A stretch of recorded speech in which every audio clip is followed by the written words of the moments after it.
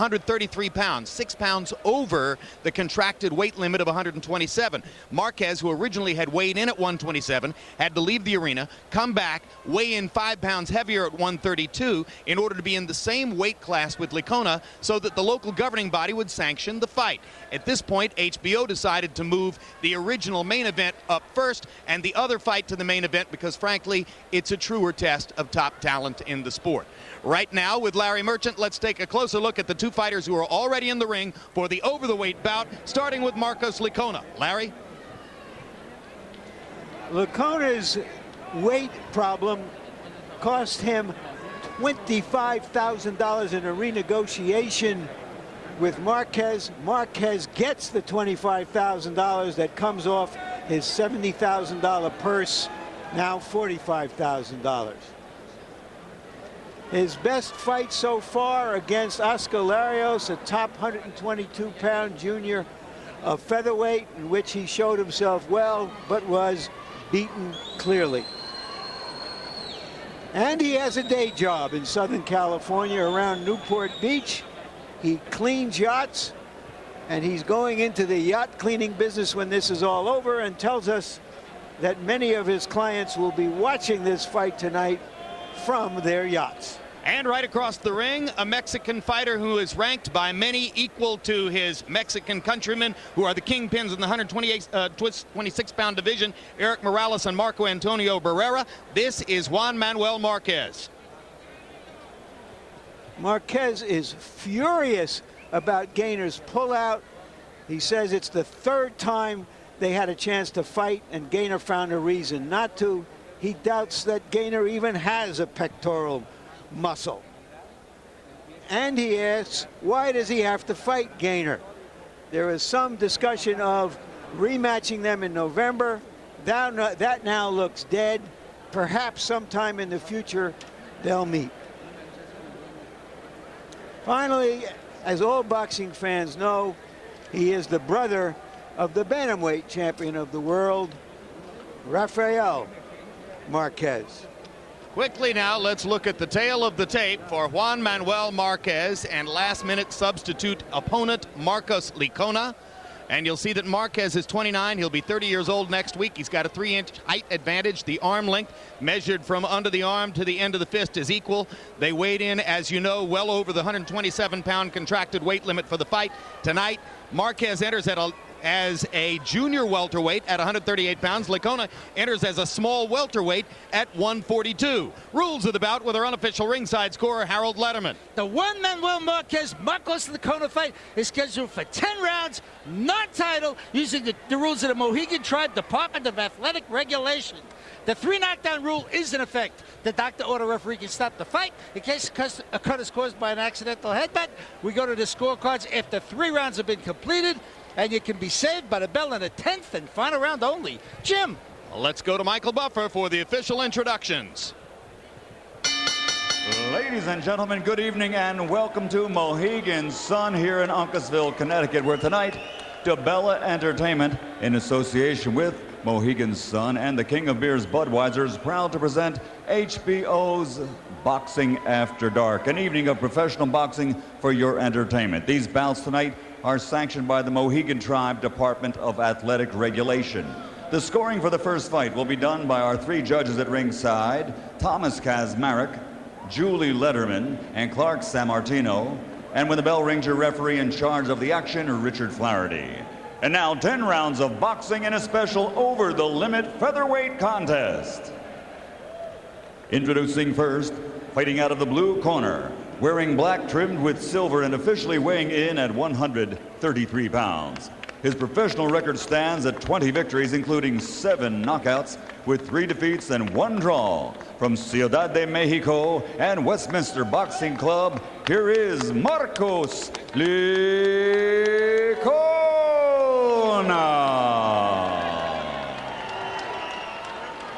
And his opponent across the ring, fighting out of the red corner, wearing black trimmed with white, and his official weight is 132 pounds. He has an outstanding professional record, 40 victories, including 32 knockouts with only 2 defeats, and a world title not on the line tonight. Also from Ciudad de Mexico, here is the IBF featherweight champion of the world, Juan Manuel Marquez.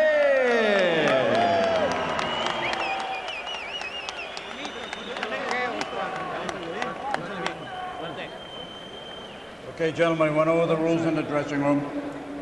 This is not a title fight, 10 rounds. You're both good professional fighters. We come out boxing at the belt. Touch him up, please. Emmanuel Stewart, you had the experience with Lennox Lewis having to change from a boxer to what turned out to be a brawl a couple of months ago.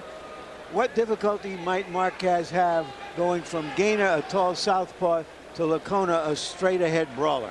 Sometimes that can be a serious adjustment, especially when you're dealing on a top level and you have a world champion boxer training for like 12 weeks, which is a long time for one particular style, and then have to make a drastic change.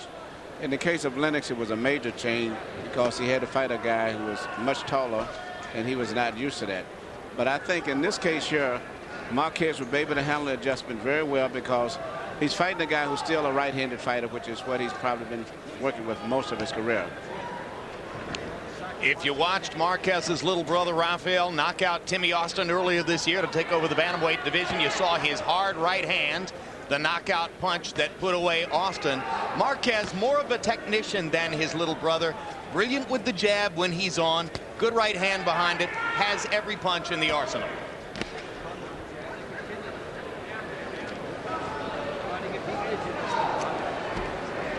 Juan Manuel Marquez lost his professional boxing debut May 29, 1993. Since then, he's had 41 fights, and he won 40 of them, losing only a questionable decision loss to Freddie Norwood in a truly horrid fight in Las Vegas back in 1999. Marquez is a very balanced out fighter, seems to be very adept at doing everything. I think it's going to be a great fight if he ever fights Antonio Barrera one day. Well, he's constantly compared to both of his Mexican countrymen, as I mentioned, Marco Antonio Barrera and Eric Morales.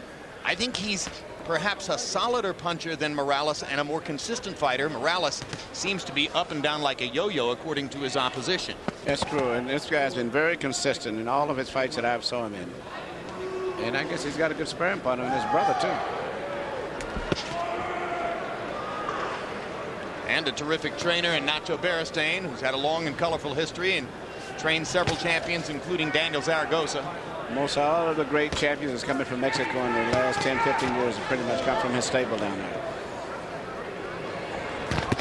Hard uppercut thrown with the left hand by Marquez, well placed. Licona came in with a reddened nose. Licona soft around the middle. He claimed he had been in training for a fight a little bit down the road, but no one expected Licona to show up at 133 pounds. Yeah. And people are saying that it was unprofessional of the Golden Boy Promotions to send him into this fight unless they knew for sure he could make the weight. That's Oscar De La Hoya's promotional company. Licona is doing a little bit more boxing or trying to box here than advertised. At this stage, his defense has been fairly good, too, surprisingly. Biggest punch of the round was an excellent left-hand uppercut by Marquez. And as we go to the corners where they speak Spanish, our interpreter is Hector Garcia.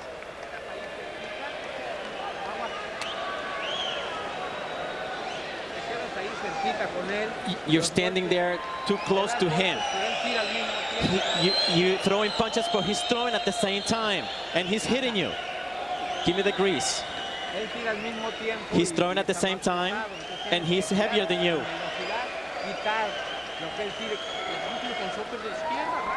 You got to use that uppercut and use your left hand. Go to the body and use that right hand. Use that hook underneath, and then your left hand. You're doing well. Though Licona and Marquez are Mexican born, Licona has never fought in Mexico. Marquez hasn't fought there in 9 years.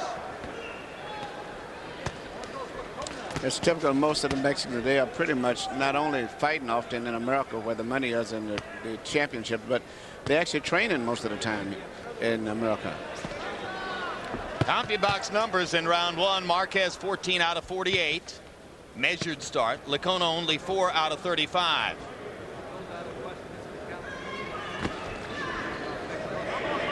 Larry talked about how Licona entered with a red nose. He suffered a bad cut to the nose in that lost to Vasquez, Angel Vasquez, back in 2002. Great combination by Marquez. He's placing his punches very well, in particular starting off with his left hook to the body often.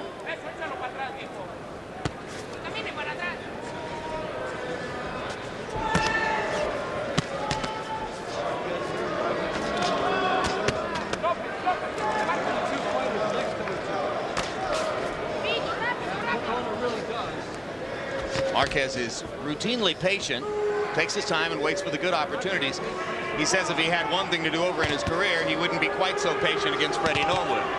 Waited on his chances that night, they never came. Well, that's part of a learning experience.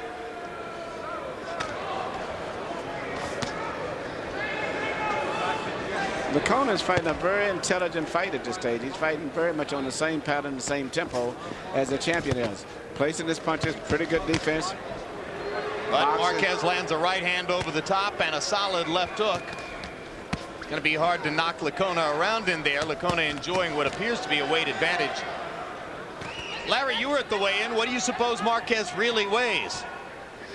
Well, 127? Well, they had to put a pair of pants on him and maybe a stack of quarters in each pocket. To get him up to 132 after he'd originally stepped on the scale at 27, right? It's the first time I ever saw a fighter have to leave a weigh-in to put on weight. As you said, so it would be certified. Licona trying to go to the right hand with the body, and Marquez counting upstairs with the left hand. They trade shots in the middle of the ring.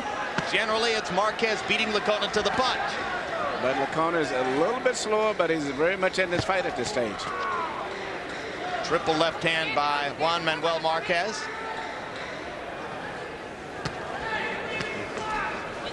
Marquez treating Licona with a lot of respect.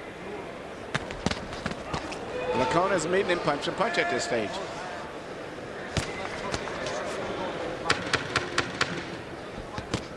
Hard right hand down the middle by Marquez.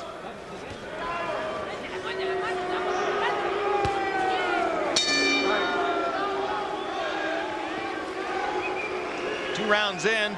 Tuesday, tune in for the premiere of this month's Real Sports with Bryant Gumbel among the stories. The sad tale of former heavyweight champion Riddick Bowe, now behind bars, serving time for having kidnapped his former wife and children. That's August 19. Real Sports. Nothing is out of bounds.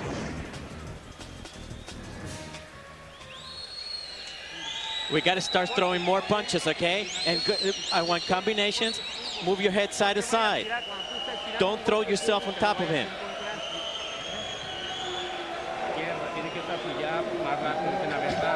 You have to be a little faster, okay? You have to move your head back and forth a little faster.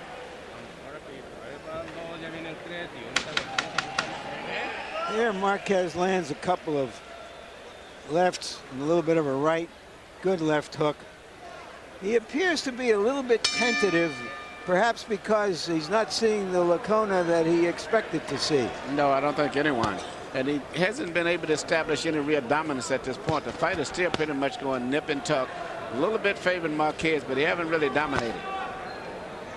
Good left hook to the body by Juan Manuel Marquez. Licona comes from an apparently inexhaustible supply of really tough, rugged, and schooled Mexican fighters. And a lot of these fighters, too, have fought a lot in the amateur tournaments here in America. They still are considered Mexican, but they've been raised and spent a lot of time here in America.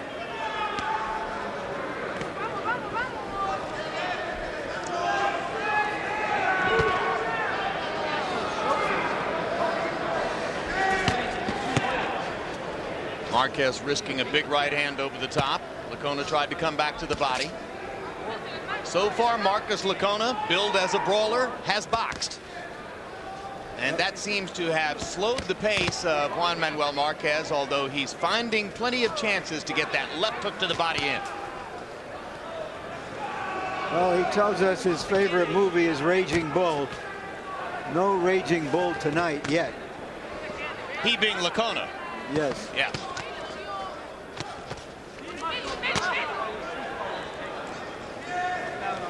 Cheery little movie, that Raging Bull. He likes all the laughter, I guess.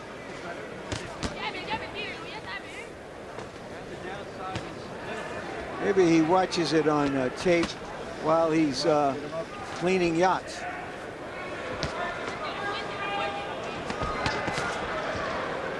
Marquez with a good counter left hand upstairs. Now he feints upstairs and goes to the body with the left hook again. A lot of subtle skills, Juan Manuel Marquez. Yeah, Marquez is doing beautiful body shots. But a lot of the guys who train in the gym nowadays, they exchanging left hooks to the body so much, particularly in the California area, that they're used to those body shots. Double left hook to the body and then a right hand by Marquez. Marquez doubling and tripling the punch output of Licona when they're in the center of the ring. And the most effective punch in the entire fight has been the left hook to the body, Marquez, at this stage. Now he begins to fit in the right hand over the top, but Licona gives as good as he gets in that exchange. Another solidly landed right hand across the top by Juan Manuel Marquez.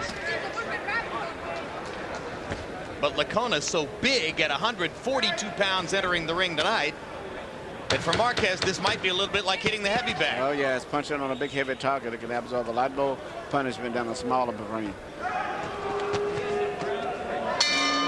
At least he's getting the land punches. Might not have been that easy against Derrick Gainer. Derrick Gainer is a tall, rangy southpaw. I think he might be, you know, getting off maybe a little better tonight by getting a slower guy and smaller guy. Just don't rush, okay? You're just throwing punches. You're doing fine. You got to use that right hand. You throw more punches, more combinations. 1, 2, 3. More. Got to use your combinations. That left hook. You don't want to use it. Come on. You got to use that left hook. He's hiding from you. He's got to respond to your punches. Come on, you can hit him. He's throwing at the same time you're throwing. You got to beat him to it.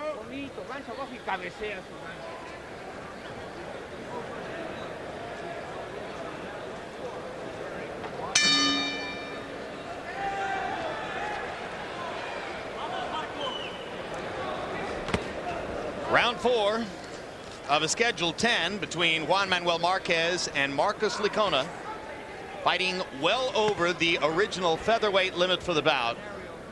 Licona, a last-minute throw-in substitute for originally scheduled opponent Derrick Gainer. Harold Letterman, how do you have this through the first 3 rounds? Okay, Jim, 30-27, 3 rounds to nothing. Juan Manuel Marquez. Jim, I'll tell you something. What I love about Juan Manuel Marquez is, number 1, he always gets off first. Number 2, you don't know what the heck he's going to hit you with. Sometimes he throws that double left hook. Sometimes it's a straight right. Sometimes he goes to the body. Sometimes he just goes upstairs with it. Always changes up, keeps faking constantly. Jim, one thing on the rules. Larry Hazard a number of years ago in Jersey started using that duct tape on the gloves to tape the laces so you can't heal a guy, you can't cut him with the laces. California followed with the red duct tape. Now, if you notice, they're using it here in the Mohegan Sun.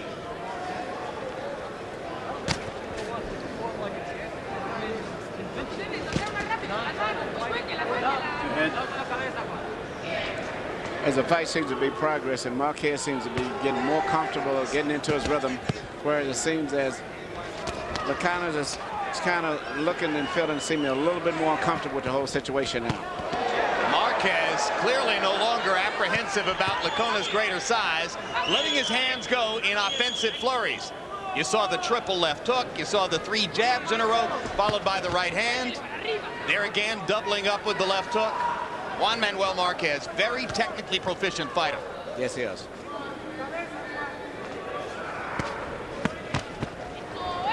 Good balance, good footwork, punches with authority. Licona also punching with authority, but his connects far fewer and much farther between. And the speed is starting to slow down. It's not as crisp with his punches as it was in the first couple rounds, whereas Marquez is equally as sharp and as crisp as he was in the first few rounds.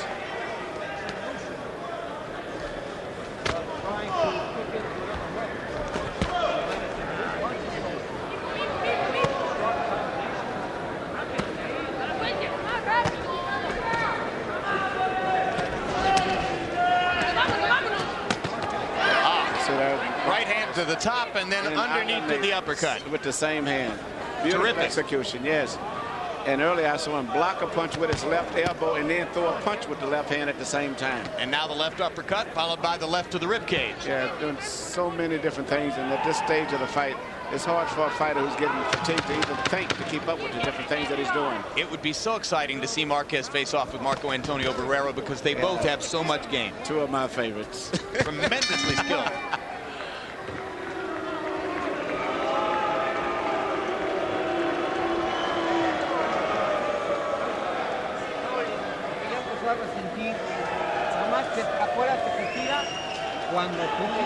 Remember, he's throwing the same time you're throwing. He's looking to hit you on the head. You got to just bend over like that. He's looking to get you. He has no chances left. Go on the knee.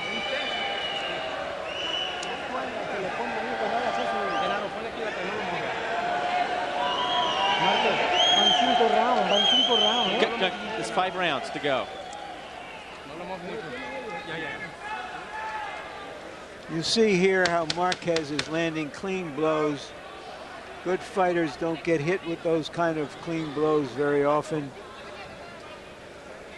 Licona is not an A-level fighter. No, and the gap is beginning to widen as the fight progresses too. To put it charitably. Licona is averaging 44 punches thrown per round, but landing fewer than 20% of them. Marquez averaging 52 punches thrown per round, pretty measured output, but landing more than 40% of them. Nacho Bernstein has had a great year as a trainer. They're having 2 good champions coming out of the Marquez brothers, both Rafael and Juan. And they're both very good technical fighters, good condition.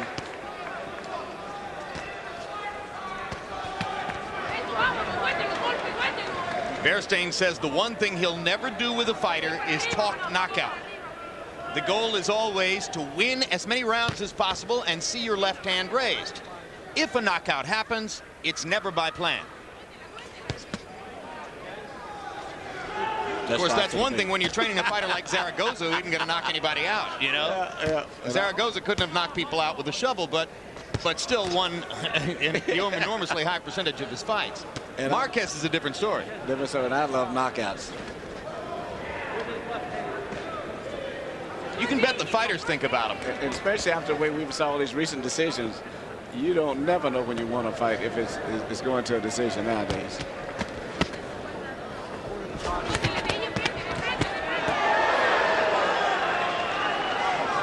Licona able to get in a couple of body shots there as Marquez was popping him upstairs. Licona's got a good chin. And I should say a good body too, because he's taking some tremendous body shots in addition to shots to the head. You wonder sometimes if a fighter like Licona, who's been moved up against a quality opponent, could turn out to be too brave for his own good. Well, he hasn't been hit with too many shots. It's completely clean. His shots have been halfway deflected shots for the most part.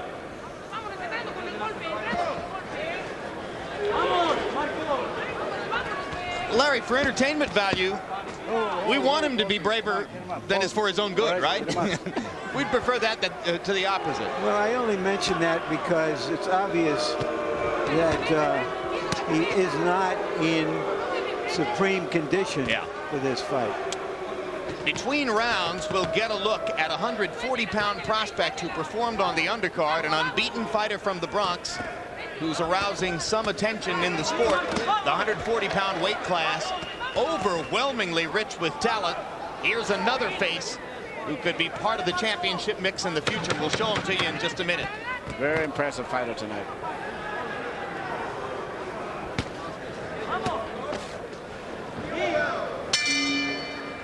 All right, the prospect's name is Jeffrey Resto. Look at how tall this 140-pound fighter is. Yeah. As he takes on a young fighter from West Virginia who was tough and hung in, but didn't really have a chance against Resto's long body and terrific skills. Now, Resto is from the Bronx. He's got a Mexican mother and Puerto Rican father. He's an outstanding prospect. From what I've seen of him on several occasions, I'd make him the favorite over any of those 140-pounders from the Olympics. Including Miguel Cotto. Including Miguel Cotto, who I like and who is a very good young fighter. Emmanuel? I pretty much go along with him. I was very impressed with him. All the way around. Physically such a strong man to be so tall, too. Fights with so much spirit. Great energy level. Jeffrey Resto. We expect to see more of him in the future.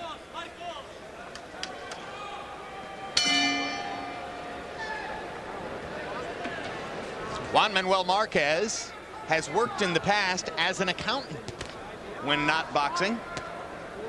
He's hoping in the future to make enough money to put his accounting skills to greater use. Yeah. Well, he's on his way. I think the way he's looking now, he's going to be headed towards some big super fights with the guys like Barrera. He's waited a long time. That loss to Norwood in 1999 virtually stalled his career at a time when there might have been a groundswell for him to fight either Morales or Barrera had he won.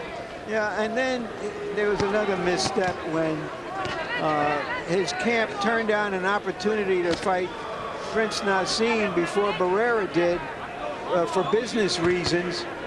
But it turned out to be a terrible decision. Unfortunately, sometimes, and this is the difference maybe between Marquez and Barrera and Morales, is that he can fight like an accountant. You don't often. There's two left hooks. You know, and another great left hook. Yes. And a right hand and a right hand.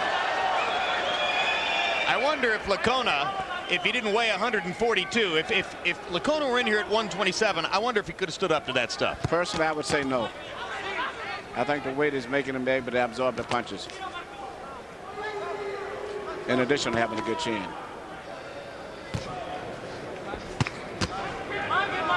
Marquez has landed some very solid artillery in these last 3 rounds.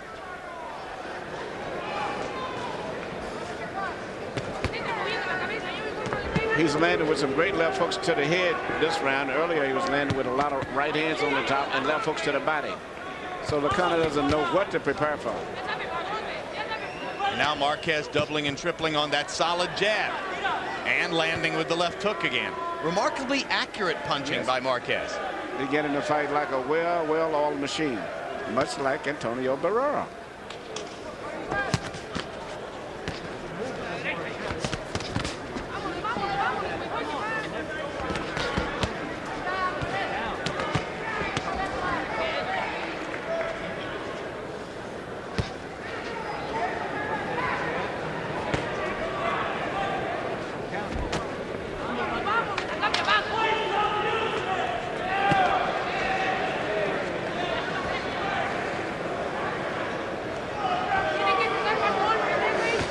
Juan Manuel Marquez has made the adjustment to fighting an entirely different style of opponent than the one he expected. He's well on his way to an easy victory, winning every round, landing more punches, delivering combinations more or less at will in a brilliant offensive show so far against Marcus Licona. Tuesday, it's Real Sports with Bryant Gumbel. Among the features, a look at former heavyweight champion Riddick Bowe, now in prison for kidnapping his former wife and children. September 10, Inside the NFL. Join award winners Bob Costas, Chris Collinsworth, Dan Marino, and Chris Carter for another season of highlights, picks, and insight. September 13 on HBO pay-per-view, it's 3-match between Oscar De La Hoya and Shane Mosley. As in 2000, this should be one of the best fights of the year.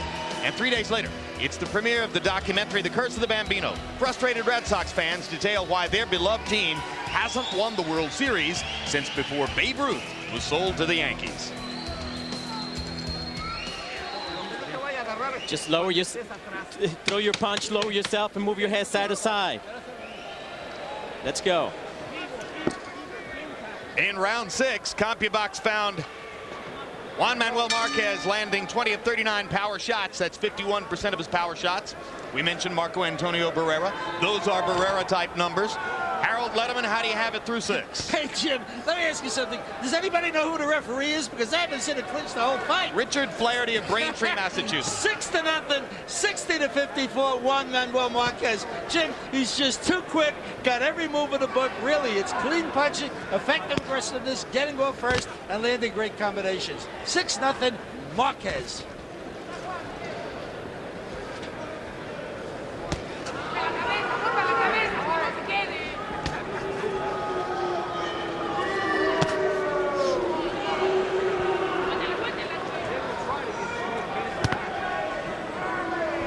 Unless my memory has failed me, the gentleman who's refereeing the bout was the judge who scored the 9th round of the first Gaddy Ward fight, 10-7 for Mickey Ward, and ultimately that made Ward the winner in the fight by a single point.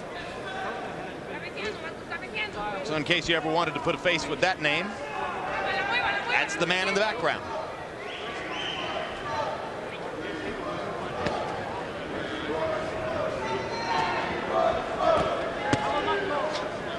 Licona pounding with a left hook, coming forward with the right hand to the body. Licona still giving a spirited effort, although outclassed through the middle portions of the bout. Even though he's losing the fight, he still made it very competitive and always keeping Juan Marquez alert. Every time Marquez finishes up with a combination, if he relaxes, Licona will come right back with something. See there? That's fighting. Licona says he was born to be a fighter. Couldn't have imagined any other career.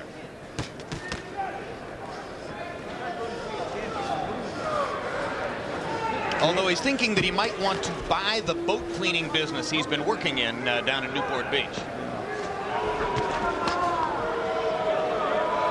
He's not doing very well at cleaning the yacht in front of him. Well, that's an awfully good yacht.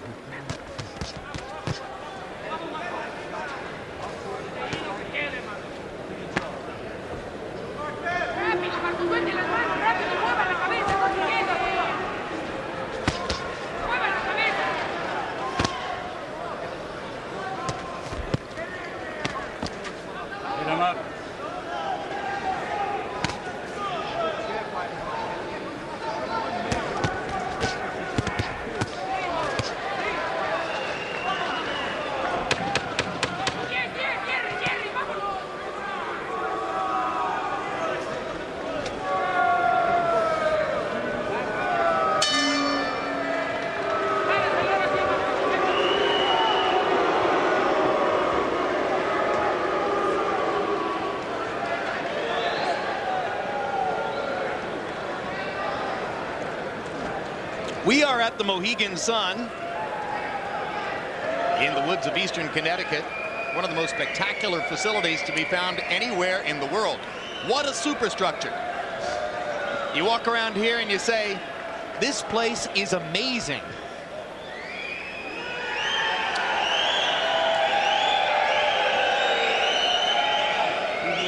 You got to use a little better combinations. You got to use little combinations, move side to side. I want to see more cleaner combinations.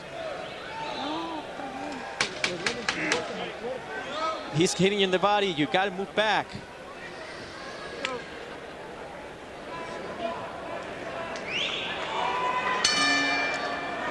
Marcus Licona just looked over at our announce table and gave us a kind of a weary nod.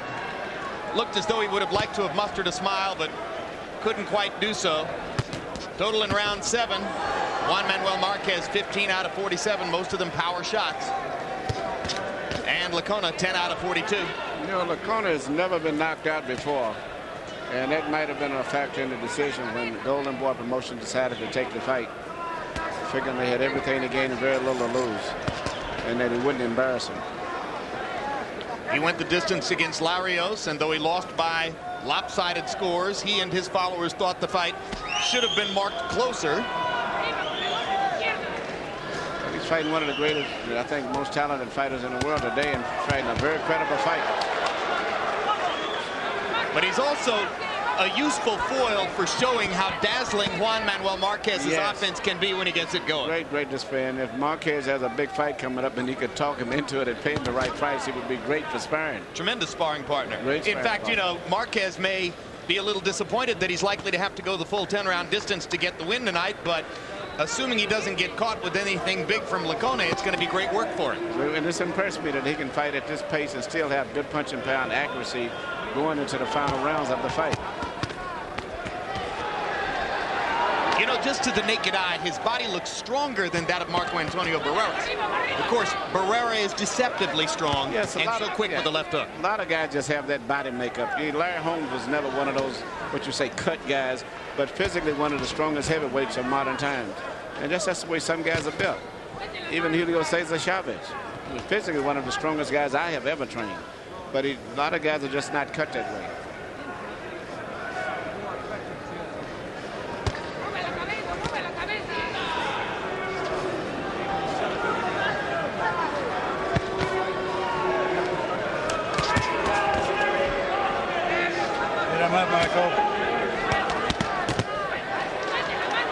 Good left hook by Marquez to finish that exchange. If you talk about trying to match him against Eric Morales, slightly different style. Morales more vertical than either Barrera or Marquez. Likes to come over the top with the right hand. We haven't really seen Marquez have to fend off a punch like that here tonight. But as you said earlier, you know, Morales has not been that consistent in recent fights. He looked good in some fights and looked ordinary in other fights. Where Marquez and Barrera has been very consistent for the most part in all of their fights the last few years. Well, and therefore is the difference. Well, but Morales gets up for the big occasion. Great uppercut. Down goes Licona on a brilliantly thrown uppercut by Marquez. And it's a punch he never even saw. Can't throw that punch better than that. And he says that would be the first time he's truly been knocked down in a prize fight. That time he was on the canvas. And hurt. Been charged with 2 knockdowns before, but he said one of them was a glove touch and the other one should have been ruled a slip. On this one, he wouldn't have an argument, I don't think.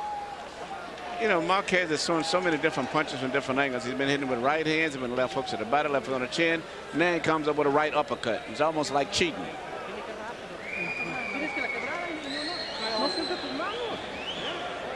Here's a look. All right.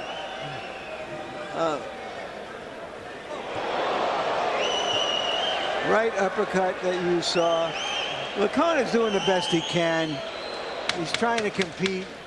He is simply outclassed.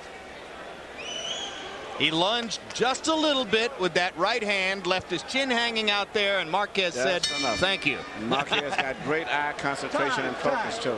Go over there. Over there. I think that Smoke Gainer's pectoral muscle just got pulled again when he saw that knockdown. He is here in the audience, by the way. Yeah, his quote to me was, well, I had to travel up from Pensacola to see this guy firsthand. Wanted to see him live. Ringside, good place to watch him. Yeah. Gainer's still a southpaw, very big, tall guy, and boxes very well. I think he still would present some problems to Marquez. Early in his career, we wouldn't have thought Derrick Gainer would have the punching power to bother anybody, but he dramatically improved his punching power over the years. But what's happening by letting Marquez get these fights on him is making Marquez improve and improve and improve, where he's sitting and becoming stagnant. And Marquez has been a very busy fighter in the last few years, fighting top competition. He was looking tonight for a 10th consecutive knockout and 11th in his last 12 fights. Still got 4 minutes and 50 seconds in which to try to pull it off, although frankly, I think it'd be surprising to see him score a KO against a guy who came into the ring at 142 for a fight that was originally contracted at 127 pounds. Yes, and I think that Licona has good recuperative talents. And that right uppercut was just a punch he never saw at all. How about that left uppercut, left hook combination you just saw?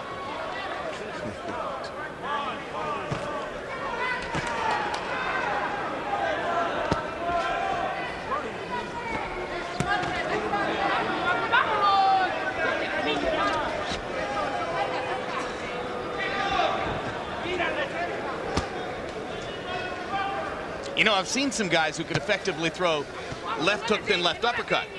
But left uppercut, then left hook isn't as easy. I've saw some of the most unusually executed combinations coming from Barrera and now with Marquez of any fighters of modern times. They do unbelievable things. And it's because their balance is so good that they can do anything with their hands. All the time in perfect balance.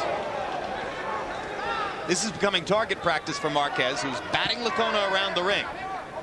Yeah, and Licona's not coming back with the return shots as fast as it was before earlier.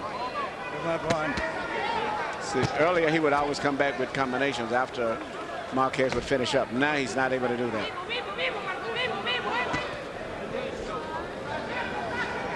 Licona punching from the back seat now as he has his weight shifted back, hoping to get away from some of the artillery that Marquez is leveling on him. Yeah, just hoping to survive now. He's not trying to win the fight.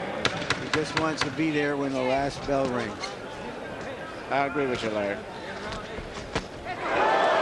Hard right hand. Right hand. Rocked Licona, opened a cut under his left eye. Be interesting to see if Licona can make it through the 10th.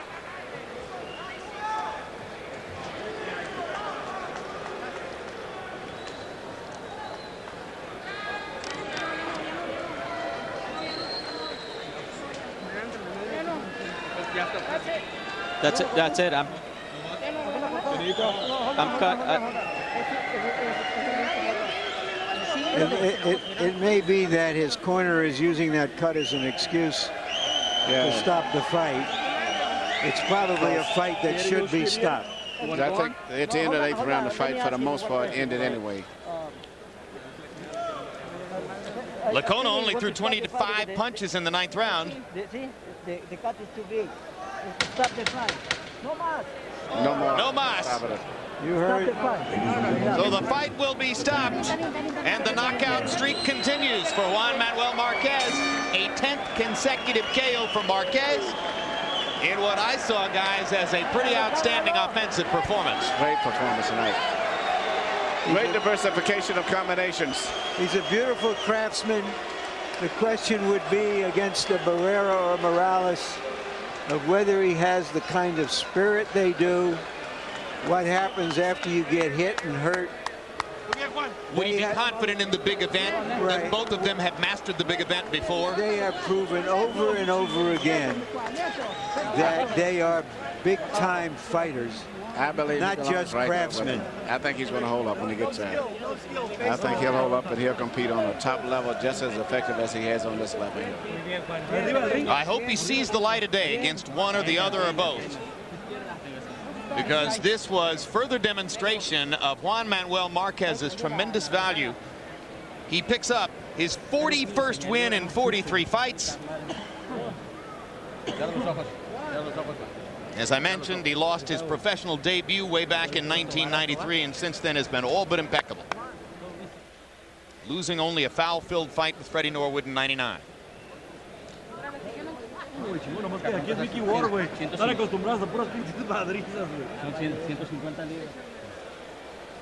There's the right hand that punctuated the 9th round, opened the cut under Licona's eye, and you heard the people in Licona's corner saying, no, that cut is too deep.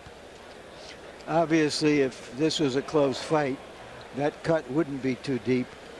The corner made the right decision for their fighter. Yeah, because he went through one round of just trying to survive. It was ridiculous to send him through another one. 3 minutes would have been crucial in that case. Let's go to Michael Buffer for the official particulars on the KO. Ladies and gentlemen, referee Richard Flaherty, acting on the advice of the physicians assigned at ringside, calls a halt to the contest. The official time at the end of the 9th round. Marcos Licona unable to continue. The winner by TKO victory, Juan Manuel Marquez.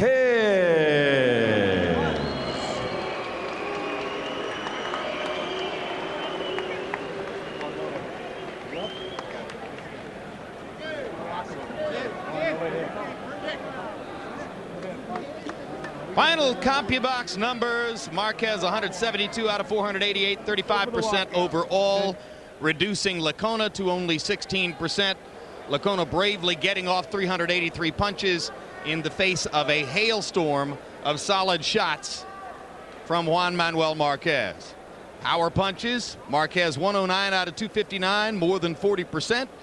Licona tried hard in the early rounds and eventually was just throwing to sort of try to stay out of the way, as a brilliant offensive performance by Juan Manuel Marquez demonstrates perhaps, Emmanuel, Marquez's frustration at not getting a chance to fight Derrick Gainer. If he was frustrated, he took it out on Licona. He took it out on Licona very well tonight. He did a good job. I was very impressed with him tonight as a fighter. And it seems like every fight he's consistent, he's improving, and it's not that